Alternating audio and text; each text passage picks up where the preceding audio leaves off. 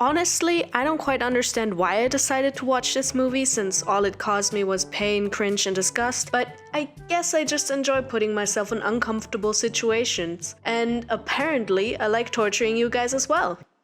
Now, you might be saying, alright, what is this awful movie you're talking about? I mean, no matter what it is, it can't be that bad. Well, let's hold that thought till the end, shall we? Today we'll be watching Teenage Mutant Ninja Turtles, the nightmare version. And since my intro is already long enough and I just want to get this done, we'll go right ahead. We are introduced to April O'Neil, a local reporter questioning a witness about the feared crime group, the Foot Clan. Ooh! However, because April isn't really authorized to do that and already has other commitments, the questioning is cut short and she has to rush to a different kind of interview. Here with me today is celebrity fitness trainer Harley Pasternak. Hi, Harley. Good morning, April. 20 years I've studied the animal kingdom. There are fat pigs, there are fat cows, there are no fat birds. I see. So what you're saying is that I should start flying, right? Alright, let's do it.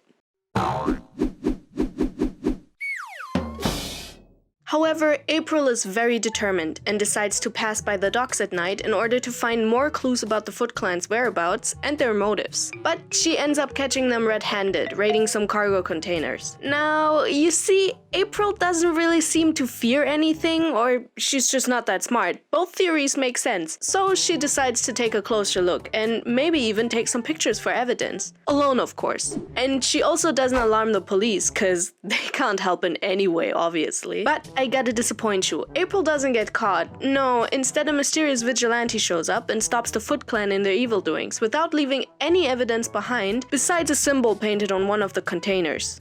April, ecstatic over having witnessed everything, goes to work the next day and presents everyone with all the evidence she was able to gather from the confrontation, which is...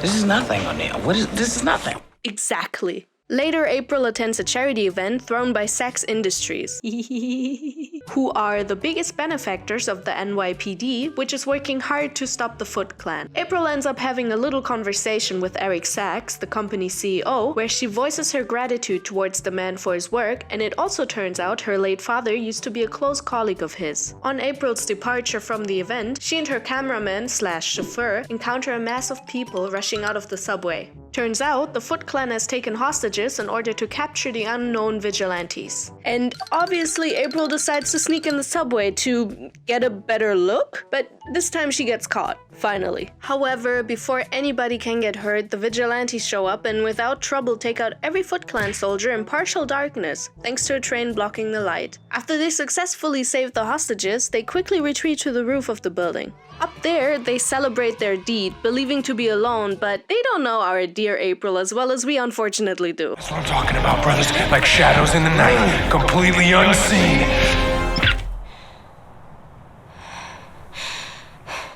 Now, I don't quite understand just how exactly she thought taking a picture with the flash on was a good idea. I mean, I get that she wanted them to be more visible, but still, they have proven to be able to take out a large group of highly trained Foot Clan soldiers with guns, without breaking a sweat. I mean, what exactly was your plan here? Oh, April.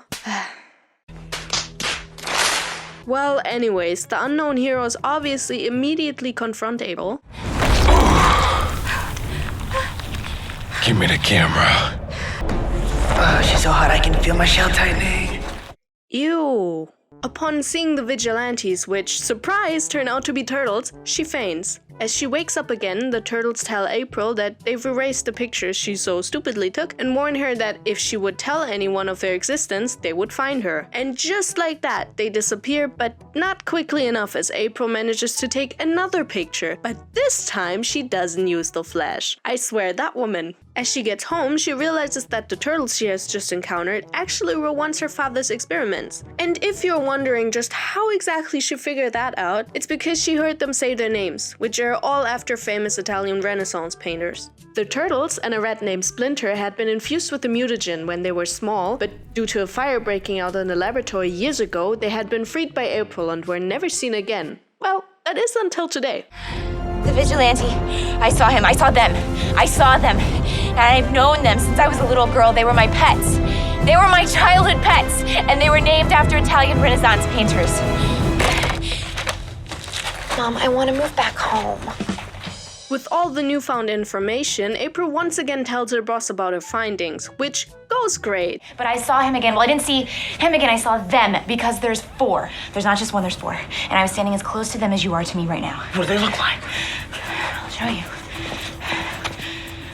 What? Like this. Like turtles? Fun fact, Whoopi Goldberg is not acting here. She just realized what type of movie she signed up to and is understandably terrified. It's not surprising that this is the last we see of her as April gets fired. And since April has some free time now, she decides to investigate the turtles further. Thanks to her ex-cameraman Vernon, she visits her father's former colleague Eric Sachs. So they're aliens? No, that's stupid. They're reptiles. To be honest, I think that's the only joke I actually found funny in this movie. She tells him what she saw, and the man informs her about Project Renaissance in return. As they part ways, Sachs gives April his business card, in case she has any more information or questions about the turtles. Back at home, April receives a message from Donatello, the smart one of the turtles, demanding her to meet up with them. As April gets to the meeting point, she's immediately abducted by the turtles and brought to their hiding place. The sewers. Is that why they always look kinda wet and slimy? Down in the sewers, April meets Splinter. He explains to April that since she set them free, Splinter has tried to raise the turtles like they were his own children, and self-taught them ninjutsu so they'd be able to protect themselves. He also tells her that the fire that killed her father was set by himself in an attempt to destroy all the research he had gathered around Project Renaissance, since he had discovered that Sachs wanted to use it for evil doings. April is a bit confused about the news, but quickly realizes that the business card Sachs gave her was also a tracker. And because the Foot Clan seems to be really quick, they immediately intrude their home. No! Get back! Daddy! They didn't even knock. How rude. The Turtles and Splinter start to fight the intruders when Master Shredder enters the room and challenges Splinter to a fight. Fight! Unsurprisingly, Splinter loses the fight, and 3 of the 4 turtles are captured. Raphael, the 4th brother, is believed to be dead, but the magic word here is believed. As soon as the Foot Clan is left, Raphael rises from the ashes. He realizes that his brothers have been abducted and Splinter left to die. But thanks to Donatello, he and April know where the turtles have been taken to and decide to rescue them. April calls Vernon to give them a ride, and together they make their way to the destination. Wow. And we were gonna use rabbits. Can you imagine that? Huh. Teenage Mutant Ninja Rabbits? Not bad. I'd watch that movie over this one anytime. Meanwhile, like all the great bad guys, Sachs informs the captured turtles of his plan. Just in case they were planning to stop him later on, you know? Anyway, it turns out his plan is to release the toxin over New York City just to create the antidote and become even richer than he is right now. Because apparently once you're rich, there's nothing else to achieve besides becoming richer. I mean, can't relate, but sure, makes sense. He then proceeds to draw out all of the turtles' blood in order to filter out all of the mutagen needed for creating the antidote. Right after Sachs leaves to prepare everything for his great plan, the 3 musketeers arrive at their destination. However, they aren't immediately able to break out the, thanks to the blood loss, weakened turtles. Furthermore, they're guarded by Shredder, who starts a fight with Raphael.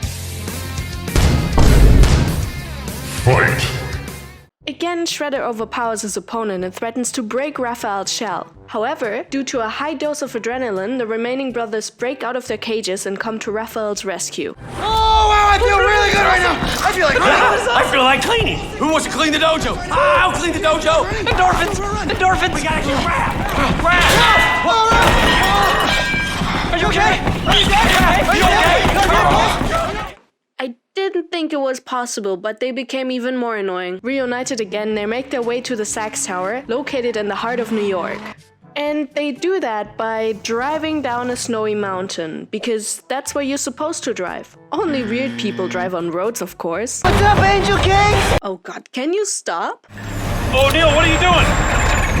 Yeah, that's good. Shouldn't you be making sure you don't crash?